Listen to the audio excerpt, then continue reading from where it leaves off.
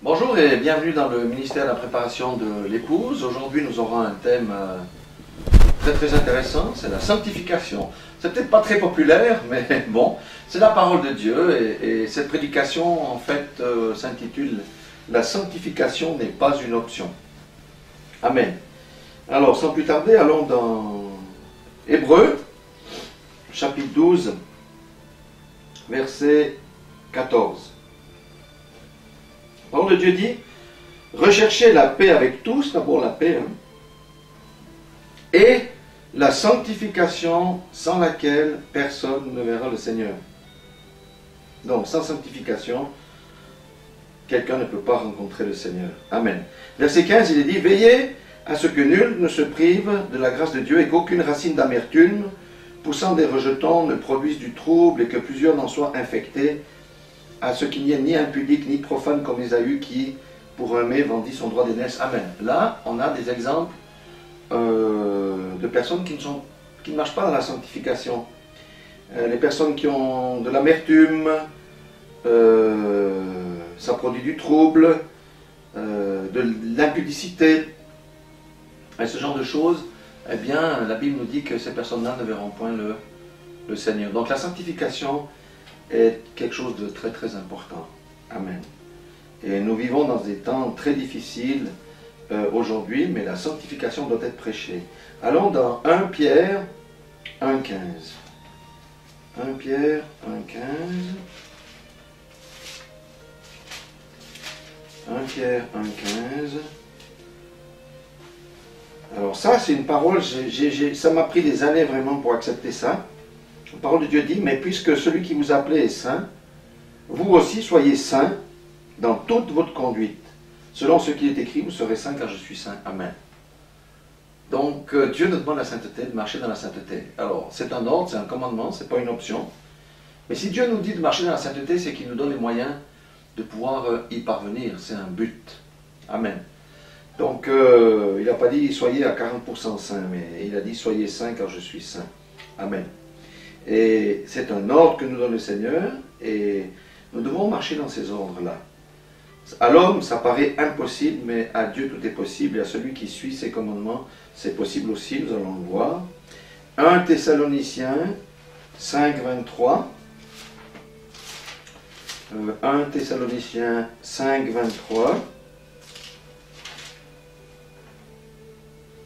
Il dit que le Dieu de paix, vous avez vu avant, il a dit recherchez la paix, hein, que le Dieu de paix vous sanctifie lui-même tout entier et que tout votre être, l'esprit, l'âme et le corps soient conservés irrépréhensibles lors de l'avènement de notre Seigneur Jésus-Christ. Celui qui vous a appelé est fidèle. Si tu as été appelé par le Seigneur, il est fidèle et c'est lui qui le fera. Amen. Donc, la sanctification est une réalité. Mais on ne peut pas faire par notre propre chair. La chose que nous devons demander à Dieu, c'est oui.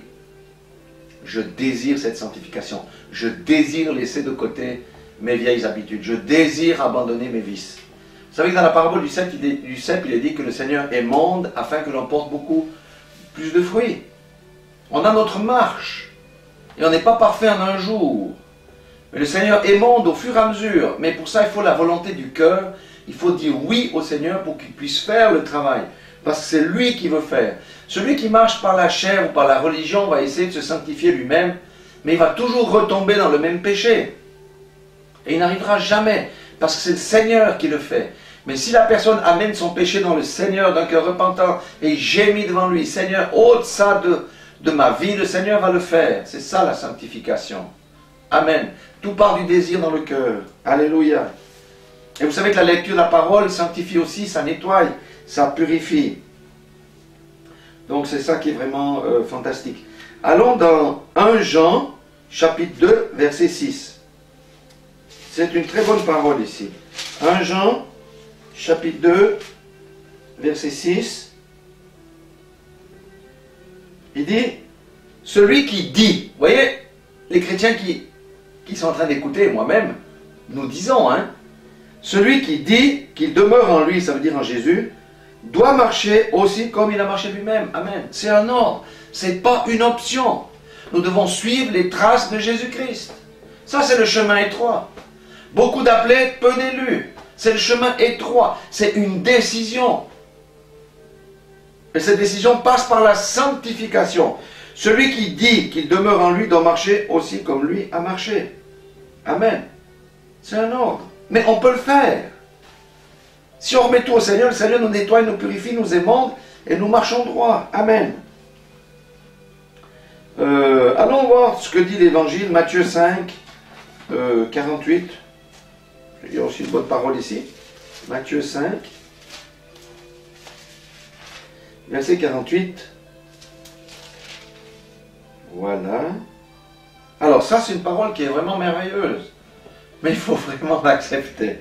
Il dit, soyez donc parfaits comme votre Père Céleste est parfait. Amen. Ah, ni plus ni moins que la perfection. La perfection, c'est un but. Le Seigneur doit voir qu'on s'engage pour atteindre le but. Même si on ne l'a pas atteint, on va de gloire en gloire, de perfection en perfection.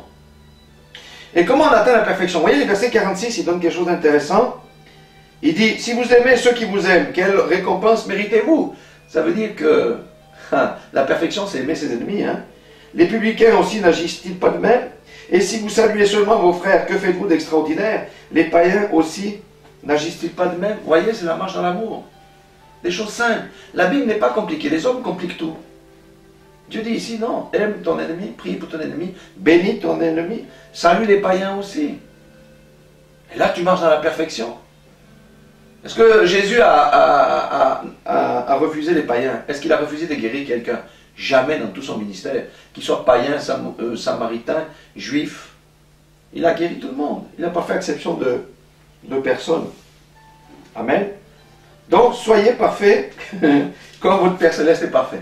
Je dois dire que quand on comprend spirituellement ces choses, on se dit, Seigneur, oui, moi je veux y aller. Aide-moi, parce que je n'y arrive pas. Et le Seigneur va nous conduire petit à petit, vraiment pour ôter en nous tout ce qui est encore de la chair. Amen. Luc 6, 40. Vous savez, il ne faut pas croire l'évangile bon marché. Hein? L'évangile bon marché, il t'a crié au Seigneur Jésus, tu es sauvé, vis comme ta vie. Non, non, non, non, non. C'est pas ça. Luc 6, 40. Il dit, d'abord, le disciple n'est pas plus grand que le maître. Ça veut dire, si le maître a souffert, le disciple va souffrir aussi. Parce qu'un disciple qui ne souffre pas, qui ne prie pas, ça veut dire qu'il est plus grand que son maître.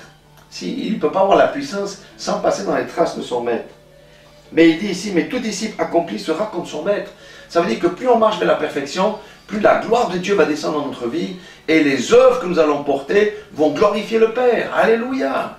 La guérison, les changements de circonstances, la prière efficace. Chasser les démons, guérir les malades, écraser la tête des serpents, ça c'est notre lot. Mais tout disciple accompli sera comme son maître. Donc celui qui ne veut pas marcher dans la perfection, celui qui ne veut pas rechercher la sainteté, celui qui ne veut pas marcher dans la sanctification, ne sera jamais un disciple accompli. D'ailleurs, il ne sera même pas un disciple, on appelle ça un religieux. Le disciple, c'est celui qui marche dans les traces de son maître et qui obéit à tout ce que le maître lui a ordonné de faire. Amen. C'est ça le disciple.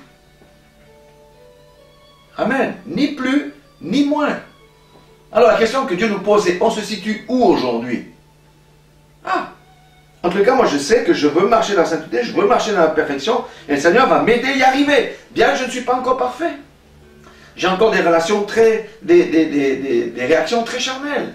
Mais je sais que je suis sur le chemin étroit, et le Seigneur a déjà ôté beaucoup de choses en moi. Alléluia, c'est ça. Le Seigneur veut voir des cœurs qui sont d'accord. Et lui fait le travail. Parce que nous, par nous-mêmes, on ne peut pas le faire par les œuvres. Amen. Donc, Acte 5, verset 38. Acte 5, non, 32 plutôt. Il dit, nous sommes témoins de ces choses, de même que le Saint-Esprit que Dieu a donné à ceux qui lui obéissent. On a dit que c'est Dieu qui faisait le travail, c'est par le Saint-Esprit. Mais le Saint-Esprit ne peut pas faire le travail de la sanctification si on ne lui obéit pas. Nous devons obéir à la parole, frères et sœurs. La parole n'est pas très exigeante, c'est de marcher dans l'amour. Celui qui marche dans l'amour en mettant Dieu à la première place dans sa vie, il n'a aucun problème avec la Bible. Parce que si tu marches avec Dieu en tête, Ah, que craindras-tu? Et si tu aimes ton prochain comme toi-même, est-ce que tu vas frauder ton prochain? Non. Est-ce que tu vas convoiter la femme de ton voisin? Non. Est-ce que tu vas mentir? Non. C'est ça la sanctification. C'est pas compliqué. Nous devons obéir à la parole qui est de marcher dans l'amour. Les deux plus grands commandements, c'est aime ton Dieu de toute ta force, de toute ta pensée, aime ton prochain comme toi-même. De ces deux commandements dépend toute la loi des prophètes. Amen. Tout est compris là-dedans. Et quand on a ça dans le viseur, il n'y a pas de problème. Le Saint-Esprit connaît notre cœur et il nous conduit là-dedans. Amen. 1 Jean 5, 18. Bon, je fais un petit survol, hein, parce que on pourrait faire des journées entières là-dessus. 1, 5, 18.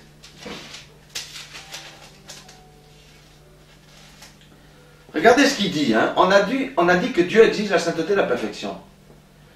Verset 1 Jean 5, 18, il dit « Nous savons que quiconque est né de Dieu, nous prétendons tous être nés de Dieu, ne pêche point. » Ça veut dire ne pratique point le péché.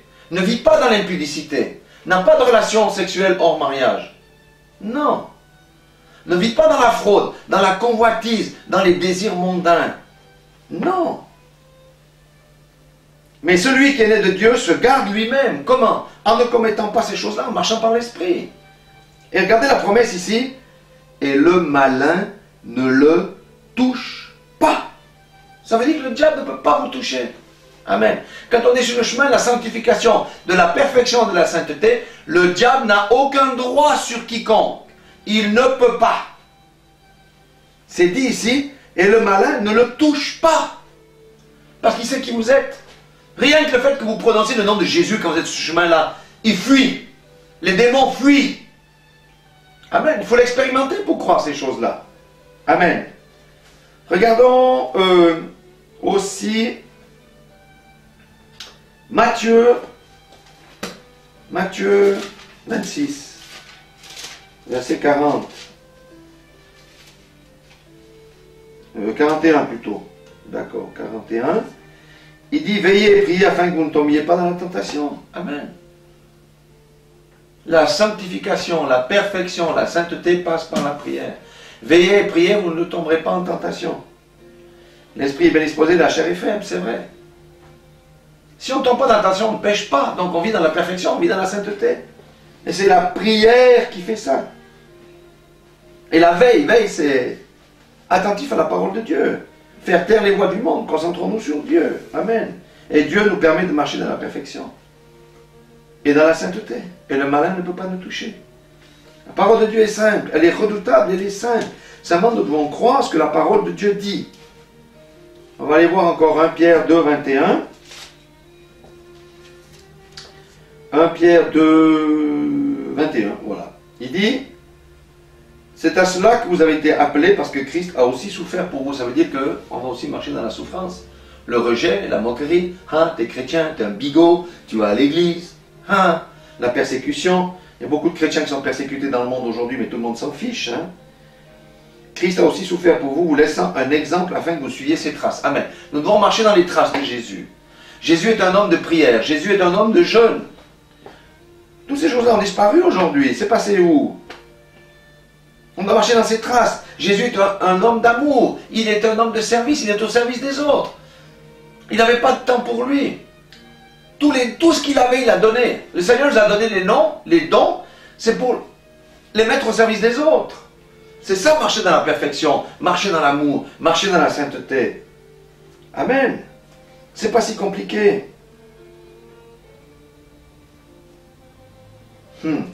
Allons dans 1 Corinthiens 10, 13. Ouais, 1 Corinthiens 10, 13. 1 Corinthiens 10, verset 13. Comprenez-moi bien, beaucoup de gens disent que non, on ne peut pas vivre sans péché. Parce que la chair est faible. Mais on a vu tout à l'heure qu'ils ont pris et on n'entre pas en tentation. Ici, il dit, verset 13. Ça ne veut pas dire qu'on n'a pas des tentations, on ne succombe pas à la tentation. Il dit, aucune tentation ne vous est survenue qui n'était humaine et Dieu qui est fidèle ne permettra pas que vous soyez tentés au-delà de votre force. Amen. Et regardez, mais avec la tentation, il préparera aussi le moyen d'en sortir afin que vous puissiez la supporter. Amen. On n'est pas obligé de pécher, c'est une décision. C'est une décision que je prends quand la tentation est là. Va sur Internet, sur les sites là. C'est une décision. C'est une décision. Le Seigneur nous donne la porte de sortie. Amen. On n'est pas obligé de pécher. Le chrétien n'est pas obligé de pécher, de marcher dans les traces de Christ. Le chrétien marche dans la sainteté, dans la perfection. Et s'il arrive de chuter, il se repent, le Seigneur pardonne et il continue sa route. Mais il ne revient pas en arrière. Amen. La sanctification, c'est un mode de vie. Ce n'est pas un truc des temps passés, parce qu'on vit dans le monde moderne en 2015. Mais est-ce que la parole de Dieu s'adapte au monde moderne? Non. Le monde s'éloigne toujours plus de la parole de Dieu. C'est pour ça qu'il y a tous ces problèmes sur la terre. Mais personne ne veut le reconnaître. Bon, chacun croit ce qu'il croit. Amen. 2 Thessaloniciens 3.3. Ouais. 2 Thessaloniciens 3.3. On aura aussi quelque chose ici.